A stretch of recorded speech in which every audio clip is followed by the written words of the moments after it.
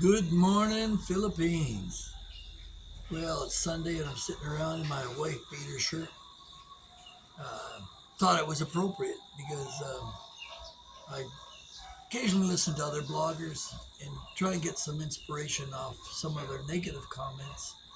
One of the ones that I hear a fair bit is don't buy your Filipina a house. Well, I think that's a load of crap. If you're in it for a long term relationship, especially if you've children, you should definitely be buying your Filipina house. Because a long-term relationship, it pays off.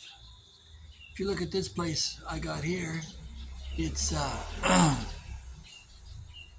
it was something we bought 7 years ago when the second child was born, and I paid about $76,000 Canadian for it.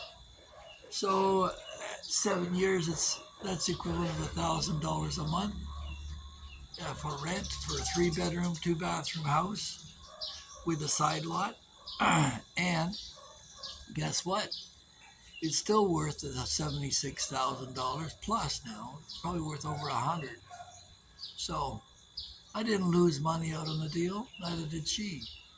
And if you're committed, if you're in a married relationship, this whole win lose crap goes out the window because you're not buying a house for her, you're buying it for children. Now, if you're some flighty guy who never wants to commit to a woman, um, who uh, wants to date perennially, or um, just or a beta male who can never step up to the plate. Yeah, I'm calling you out. Yeah, don't bother buying a house for her because you're not committed to her in a relationship anyway. But that's the first one that I wanted to knock down. The second one is they say don't get involved in business in the Philippines. Well, first off, what do you think they're doing? They're bloggers. They've got a business. They're running a blog, a channel on YouTube that they're making money off of. They're operating a business. Again, this is total hypocrisy I see in a lot of guys. Um, yeah, open a business. Now, I've got some suggestions on some.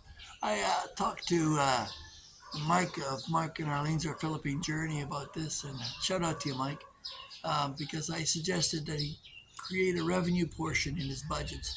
Potential places where a guy in the Philippines could create some revenue in his budget. And let me just list off a few that come to mind. Uh, Mark Thornton, he teaches English online. Um, you've got your video bloggers as well. Some guys look at investing in family businesses, everything from coconut, papaya farms, rice fields and corn, all that. So farming might be an option if you buy some land. Then there's the fishermen and the bunker boats. Maybe you have a bunker boat rental or a motorcycle rental. Q Ventures, he has I think, a motorcycle rental shop that's up for sale. I think he wants 2 or 3 million pesos for it. But there's complications in that in terms of insurance and all the rest of it. But that's business. There's always complications in business. The thing that I find most amusing is as an entrepreneur who's owned and operated successfully many businesses, I see all these guys who never operate a business telling you not to get in business. They're right. They should never get in business because they're a disaster at it. They have a hard enough time managing their own blogs. So, yeah, jump into business like Justin Carmack did at Credit Republic. I'm dropping names left and right here today. Yeah, Justin's doing quite well. He's got his own boat. Finn Snow, he's got his own cruise and dive operation, and he certainly has one of the most successful blogs channels in the Philippines. These are successful guys. Uh, so don't let somebody who's never operated or run a business, who's never committed or had any success, who came over here with no money, telling you how to make money or how to hold on to your money. The key thing in business is relationships. I learned that myself. I had a bottled water business for 16 years, and my partner was also my wife, bled the company dry, and ended up ending our relationship because she just couldn't be trusted. Anyway, I digress. My point is that, again, People are listening to bloggers who don't have a clue. Um, I remember once saying that, we should never really listen to a refugee from another country when it comes to anything about our country in terms of criticism, because they've been rejected by their own society. And so it goes with a lot of the bloggers that are out pontificating on how uh, they, their vast experience of one channel gives them an expert uh, idea of what you should do. First of all, remember an X is a has been, and a spurt is just a bit more than a drip. So when all these experts start telling you how to live your life, the red flag should be going off. Now, here's another one I want to take aim at, and it's this Mick guy. Uh, Probably one of the original parasites on YouTube who I've got absolutely no use for. But I want to warn you about him. All he does is attack the English expat, or, well, whoever his target is today. And there's other wannabes who've wanted to follow in his footsteps. But if you look at their viewerships and how many years they've been operating, they're not doing that great. And maybe that's a testimony as to why. But if you spend all day gossiping about other guys, yeah, look for something more positive to do. Now, I pointed out in just recently a video this morning of the number of different topics that I have provided for in terms of coming to the Philippines or Asia, and based upon my own experience, something that's hopefully real and more interesting. So there's a library of over 400 videos down there that go back actually 10 years plus. But I didn't really do much until like 3 months ago, when I thought I'd get actively interested in providing some real information about the Philippines and not just gossip back and forth with other bloggers.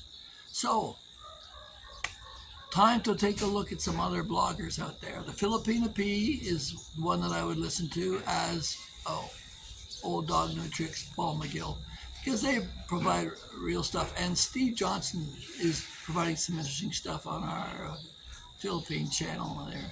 So, yeah, there's some good ones out there. But if you're spending all day talking about somebody else, remember this: great men talk about ideas, the middle class talk about stuff, and the rabble talk about each other. So you can decide whether you want to lift yourself up. And I may not have the largest viewership. I don't know if that's really a target. My goal here is to find people who want to think and get ideas and develop stuff. And if you look in here, if you are in business, I post some of this on LinkedIn as well. There's tips on operating a business and that kind of stuff. Probably my least attractive videos are the ones when I talk about business. So that's not the interest here. Guys are retired and they don't want to go into it. But if you want some suggestions, there's lots of them there. Everything from glass bottom boats to ice making machines. But I've gone about that in the past. So if you're committed to your Filipina and you're going to have children, yes, buy her a house. Absolutely, buy her a house and pay for it cash. Boom, done. Okay? Because if you have children and you're dead tomorrow, especially in the age gap relationships, you've got a responsibility to take care of her. And the best form of life insurance to a Filipina is to own your own property. So we're currently looking for property number 2 here in the Philippines. Um, so if you know of any great spots, ideally between 500 and 1,000 square meters, ideally 500 pesos per square meter and up. Um, and yeah, let us know. It can be an island. I'd love to have a white sand beach, of course, if it'd be smaller there. But if we're looking at farmland, it can be much bigger, something with a view. And yeah, we'll leave it at that. So, yes, buy your Filipino house. Yes, don't be shy about getting into business. But I don't have to tell you that if you're an entrepreneur, you're going to follow your own path anyway.